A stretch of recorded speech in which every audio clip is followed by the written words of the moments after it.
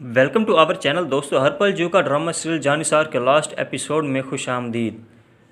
Video start करने से पहले अगर आप हमारे चैनल पर नए हैं तो उसे ज़रूर सब्सक्राइब करें।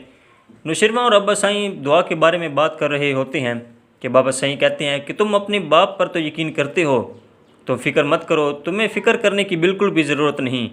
मैं जानता हूँ कि दुआ को कैसे इस घर में वापस लेकर आना है। ये बात सुनने को कहते हैं कि ठीक है बाबा साईं, लेकिन फिर भी जो कुछ दुआ के साथ हुआ है, आपको लगता है कि दुआ इस घर में इतनी आसानी से वापस आ जाएगी? ये बात सुनने के बाद बाबा साईं कहते हैं, मैं जानता हूँ बेटा कि उसके लिए वक्त बहुत ही ज़्यादा मुश्किल है। जो कुछ उसके साथ कशमाला ने किया है उसके बाद वो इन सब बातों को लेकर काफ़ी परेशान हैं, लेकिन तुम फिक्र मत करो। मैं जानता हूँ कशमाला ने जो का हरकत की है उस बारे में दुआ भी ज़रूर समझने की कोशिश करेगी और दुआ ज़रूर इस घर में वापस आएगी। ये बात सुनने के बाद नुशरमा कहते हैं कि देखो बच्चे देखकर तुम्हें कितना परेशान हो चुके हैं, क्योंकि कशमाला के बच्चे भी अब कशमाला से बेइंतहा नफ़रत का इजहार कर देते हैं। यही कहते हैं कि आप इतनी गंदी मामा हैं कि आपने हमारे बाबा की जान ले ली है, अब हम आपसे नफ़रत करते हैं, कभी भी आपके साथ नहीं रहना चाहते। कशमाला यहाँ पर पागल हो जाएगी। कशमाला अपनी मेंटली सिचुएशन को खो देती है। कशमाला कभी भी नहीं चाहती थी कि नौशरमा उसकी ज़िंदगी से चला जाए, लेकिन अब जैसे नौशरमा उसकी ज़िंदगी से चला जाते हैं तो वो कैसे ये सब बर्दाश्त कर सकती थी। अब वो यही कहती है कि नौशरमा मेरे साथ ऐसा नहीं कर सकता, क्योंकि मैं जानती हूँ कि सब कुछ कशमाला कहती है कि दुआ का क्या इरादा है। नौशरमा तुम इसकी बातों में आकर बहुत बड़ी गलती करने जा रहे हो। ये बात सुनने के बाद नौशरमा दुआ से कहता है कि गलती तो मैंने पहले कर दी, जो मैंने तुम्हारे ऊपर यकीन कर दिया। जैसी घटिया औरत पर मुझे भी यकीन नहीं करना चाहिए था। ये बातें अब दुआ को बहुत ही ज़्यादा बैठे हर्ट करती हैं, लेकिन यहाँ पर फ़िज़ा अब दुआ से कहती है कि दुआ मुझे माफ़ कर दो, शायद मैं अपनी मोहब्बत की लालच में आकर इतनी अंधी हो गई थी कि इस जैसे घटिया शख्स की वजह से इतनी अच्छी बहन के साथ मैंने नाइंसाफ़ियाँ की। ये बात सुनने के बाद दुआ कहती है कि मैं तो आपको पहले ही कहा करती थी कि आप देखेगा, जब पहले ही कहा करती थी आपको हकीकत पता चल जाएगी तो सबसे ज़्यादा आप लोगों को दुख होगा, फिर आपको पता चलेगा कि मैंने कभी भी आप लोगों के साथ धोखा नहीं किया। ये बात सुनने के बाद अब कहती हैं कि हाँ, शायद हम लोगों ने बहुत ही ज़्यादा गलती की है जो हम लोगों ने तुम पर यकीन ना किया, लेकिन क्या तुम हमें माफ़ नहीं कर सकती? ये बात सुनने के बाद दुआ कहती है कि मैं तो हमेशा इस इंतज़ार में थी कि आखिर कब आप लोगों के सामने हकीकत आएगी और कब आप लोग मुझे एक्सपेक्ट कर पाओगे। ये बात सुनने के बाद कहती है कि तो फिर यही समझ दो कि अब तुम्हें एक्सेप्ट कर लिया है, तुम्हें फ़िक्र करने की बिल्कुल भी ज़रूरत नहीं है। ये बात सुनने के बाद अब दुआ कहती है कि हाँ, फिर भी इस बात का एहसास था कि मेरी वास्त में किसी की गलतियाँ तुम्हारे सामने आ रही हैं और तुम्हारा घर जा रहा है। तुम्हें क्या लगता है कि मुझे तकलीफ़ नहीं थी?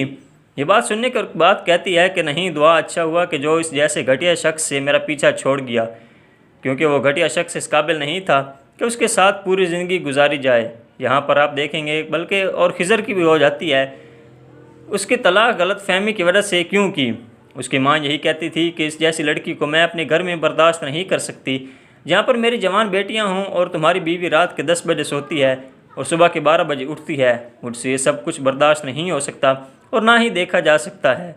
ये बात सुनने के बाद यहाँ पर खिज़र अब बहुत ही ज़्यादा समझाते हैं और सुंबल से कहते हैं कि खिज़र, मैं अपनी पूरी कोशिश करती हूँ, लेकिन आपकी माँ तो मुझसे खुश नहीं हो पाती। यहाँ पर खिज़र के सामने उसकी माँ की बुराइयाँ ही करती रहती है। ये देखकर सुंबल की अब हरकतें बर्दाश्त नहीं होती। खिज़र यही कहते हैं कि मैं तुम्हें कितनी दफ़ा मना कर चुका हूँ, मेरी माँ के बारे में इस तरह बात मत किया करो, लेकिन शायद तुम्हें मेरी बात की समझ नहीं आती। ये बात सुनने के बाद कहती है कि मुझे तो आपकी बात की समझ ज़रूर आती है, लेकिन समझ अगर नहीं आती तो सिर्फ आपको नहीं आती। आखिर क्यों आप मेरे साथ ये सब कुछ कर रही हैं? ये बात सुनने के बाद अब कहते हैं कि मैंने तुम्हारे साथ ऐसा कुछ भी नहीं किया, लेकिन तुम अपनी हरकतें अगर सीधी नहीं करोगी तो मुझे तुम्हारे बारे में कोई सख्त फ़ैसला लेना ही पड़ जाएगा। ये बात सुनने के बाद वो बहुत ही ज़्यादा परेशान हो जाती है और कहती है, क्या मतलब है आपकी इस बात का? क्या मेरी हरकतें सही नहीं हैं? क्या मैं आपके लिए और कुछ कर सकती हूँ तो बता दो। इतना कुछ मैं आपके लिए कर चुकी हूँ। मैंने मुझसे घर में कभी कोई काम नहीं करवाया था, लेकिन यहाँ पर तो मुझे सारा काम ही करना पड़ता है। ये बात सुनने के बाद खिज़र अब कहते हैं कि अच्छा, इतनी तुम्हें तकलीफ़ हो रही है यहाँ पर काम करने की, तो बता दो कि मैं तुम्हारी माँ के घर छोड़कर आ जाता हूँ। क्या तुम्हारी भाभी तुम्हारे घर में रहते हुए काम नहीं किया करती? ये बात सुनने के बाद कहती है कि खिज़र, आखिर क्यों बात बात में तुम फ़िज़ा भाभी को लेकर आते हो? फ़िज़ा भाभी को बीच में लाने का आखिर तुम्हारा मकसद क्या है?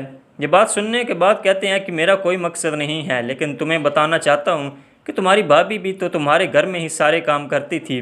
मुझे नहीं लगता कि तब तुम्हें कोई भी मसला होता होगा। अपनी भाभी के काम करने की वजह से तुम लोग तो उनसे कभी खुश भी नहीं होते थे। ये बात सुनने के बाद अब यही कहती है कि साफ साफ क्यों नहीं कह देते कि तुम्हें फ़िज़ा भाभी की कुछ ज़्यादा ही याद आती है। ये बात सुनने के बाद अब वो बहुत ही ज़्यादा गुस्से में आ जाते हैं और कहते हैं कि ये सब कुछ क्या है, तुम ये सब कुछ क्यों कर रही हो, आखिर क्यों तुम्हें समझ नहीं आती, अपने ही पति पर तुम इतना घटिया इल्ज़ाम लगा रही हो। यह बात सुनने के बाद कहती है कि मैं कोई घटिया इल्ज़ाम नहीं लगा रही, बल्कि मैं तो आपको हकीकत बता रही हूँ, जो हकीकत है, क्योंकि आपने जो कुछ किया है। आपको क्या लगता है कि इसके बाद मुझे हकीकत नज़र नहीं आती?